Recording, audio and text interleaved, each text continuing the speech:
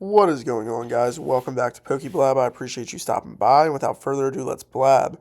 So today, again, as one of kind of like the end of the era type things, I'm going over my 5 top chase cards from the SV era. That would be any sets that have released under the SV Scarlet and Violet era umbrella. And we are going to start off with number 1, maybe the best chase card of the entire era, the Paldean Fates Charizard EX. Funny story how I got this card. In my personal collection, I was at one of my local Ldios stores, one that I don't frequent as much, but they had this card in a slab under a whole bunch of other slabs in the back in a box. It was a PSA 7. And I was looking over the card and kind of confused why I got a 7. The centering looked pretty good. Everything looked pretty good. I'm thinking I'm going to crack this out. Maybe there's like a bubble on it or something, or like a scratch that like I just really can't see. But I mean, I really looked it over. I like shined the flashlight on it low key, like, nobody was looking, whatever. And I was like, all right, they have it for $100. I'm gonna buy it. Market value is like 150. What's the worst that could happen? I go home, I crack it out.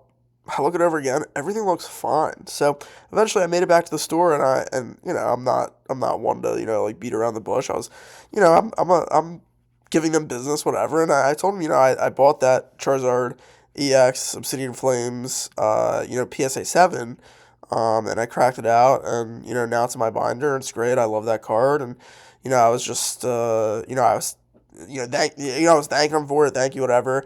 And they were like, yeah, like, we were confused, like, why nobody would buy it and, crack it out or whatever. And I'm thinking in my head, like, why wouldn't they do that? Anyway, they told me that they sent it in, like the store itself, they self-graded it and sent it in because they thought they were going to get a PSA 10. I don't know, I'm still very confused by the whole thing. The card looks perfect. Maybe the grader was just having a bad day that day, but then why didn't the mom and pop LGS owner crack it out, maybe resend it, or even just put it in their display case at like market value of 150? I don't know. Weird story, long rant. Blab is what we do. Number 1 would be the Charizard EX. Next, Roaring Moon. Yes, we know Roaring Moon is a knockoff Salamence. However, he still does look pretty good in this card. The background being like those dream gold clouds. I don't even know what to call them. With the golden wheat at the bottom. If you've ever seen, take a quick Google, Jordan 9 Dornbecker collaboration. You'll see the Dornbecker 9s. They're like, they have like black with like this gold wheat kind of design. Super reminds me of that. I know like upon release, this was super duper expensive. You're looking at like 300, so that's been, more than chopped in half. This does come out of the Prismatic Evolutions line, so, everyone is looking more for, these EV chase cards. I do think it is a pretty common sentiment that the Roaring Moon is a very good card. But it continues to fall. You can get this in Japanese for like 10 or 20 bucks. You can get a Japanese PSA 10 for like well under 100 bucks, like maybe like 50, 60 bucks, 70 bucks, I don't know, somewhere in that range. A PSA 10 Roaring Moon in English is going to cost you a pretty penny. I really don't know exactly how much, but you're looking at hundreds and hundreds of dollars. Anyway, it's a top 5 chase card for me personally. Next is going to turn some heads. The Ldios Clefairy. No, I will not buy this card for $127. I will need to see the card in person. It is going to need to be perfect, and I will probably start with a low ball. This card has showed zero ability to hold any price. And it was way higher before this. It was like a $400 or $500 card upon release, and it's just absolutely been in a free fall.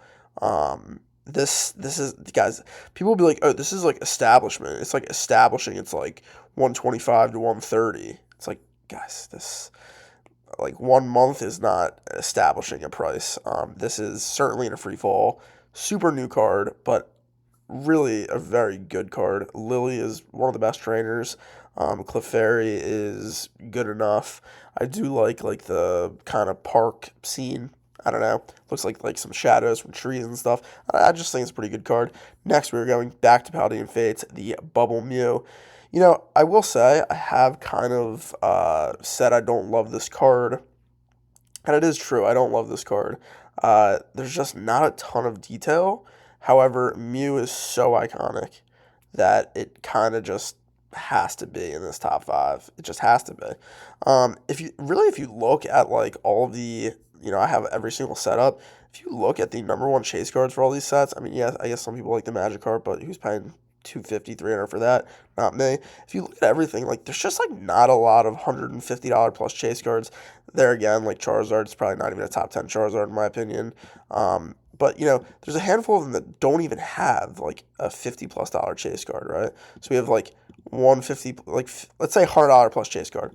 We got one, nope, two, nope, nope, three, nope, and then we have like 2 to 3 here.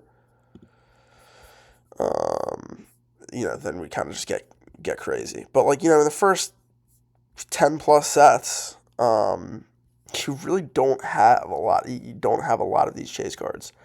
That's not to say I don't think the Mew is good. It's not great in my opinion, but it's definitely iconic. if any of that makes sense. And then last, my chase from Surging Sparks is going to be the Ldios. This definitely should be the chase in Surging Sparks. If we take a look at the, where are we? The Pikachu, did we just like forget to do a design in the background here? Is it just plain white because we forgot, or is it too sunny out or something? At least in this card over here, the sun is out, but it doesn't bleach the entire card. We get a really, really good city kind of island looking thing. Good detail on the buildings, good detail. Big Latias. I do like a card that has the Pokemon front and center and is generally big, visible. That's why the Charizard from 151 specifically is not one of my favorites, because the Charizard is the size of like a dime. So anyway, let's go over them again real quick. We got the Charizard from Paldean Fates. We got the Mew from Paldean Fates. We got the Roaring Moon. We got the Lily. And we got the Latias. July 2025, these are my 5 cards. I do change what I like a lot. Sometimes I'll have a card in my possession, and I'll get bored of it, and I'll trade it in at a loss for a card that I feel like looking at for the next couple of weeks or months or whatever. I don't really do that with like sealed product. That is where most of the investing or flipping or money making is going. For cards, I don't really look at them as investment pieces.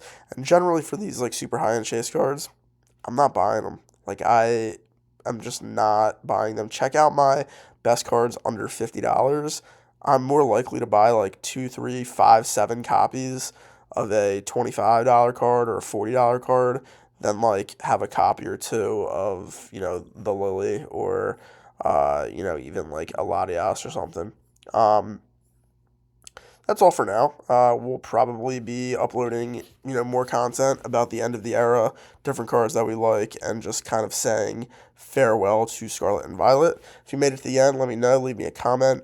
Other than that, like, comment, and subscribe, and I will see you guys in the next video.